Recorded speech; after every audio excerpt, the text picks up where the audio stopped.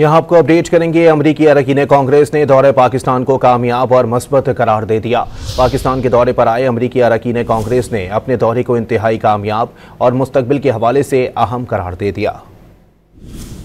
The value of the relationship going forward between Pakistan and the United States cannot be overestimated.